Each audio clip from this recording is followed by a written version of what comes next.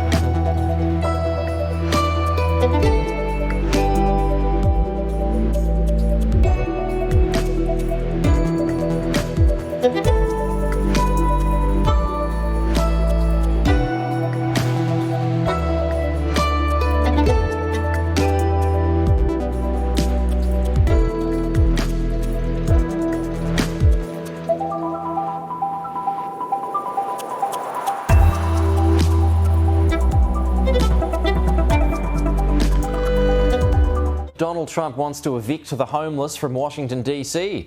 The US president published photos of homeless camps in the Capitol on his Truth Social account, warning they'll need to move out ahead of a major announcement on crime tomorrow. He said on Truth this morning the homeless have to move out immediately. We'll give you places to stay, but far from the Capitol. The criminals, you don't have to move out. We're going to put you in jail where you belong. It's all going to happen very fast, just like the border, he said. We went from millions pouring in to zero in the last few months. This will be easier. Be prepared. There will be no Mr. Nice Guy. We want our capital back, is what the president said this morning.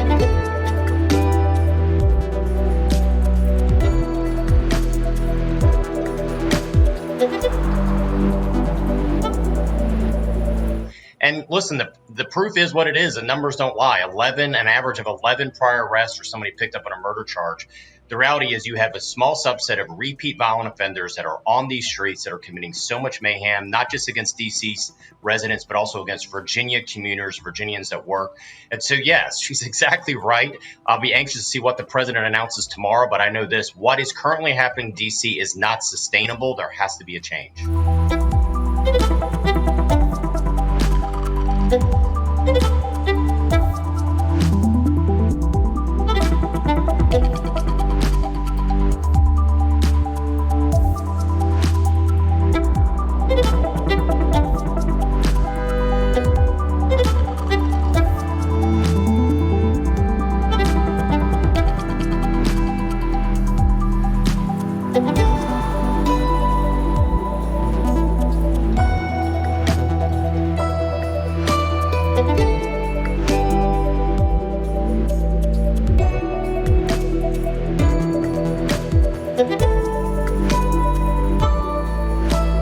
Now, Michael, Donald Trump has threatened a federal takeover of Washington, D.C.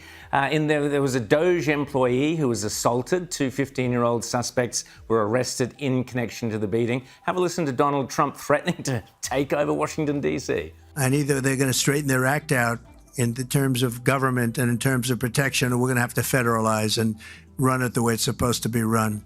So, Michael, explain to Australians what this actually means and why it's kind of shocked people. What is behind this?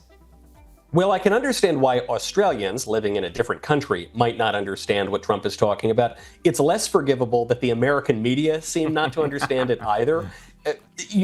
Trump could not federalize Washington, D.C.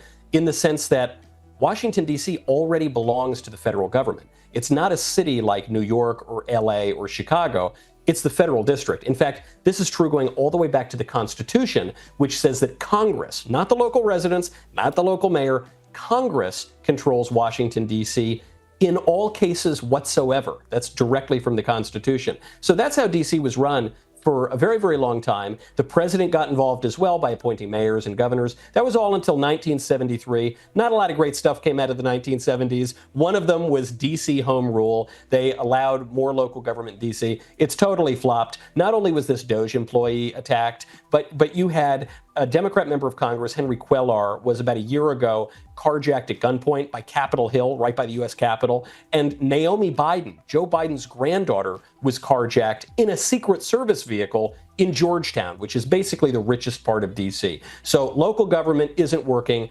That district belongs to the federal government, which is to say it belongs to the people. And we have the right to have a safe and prosperous national capital.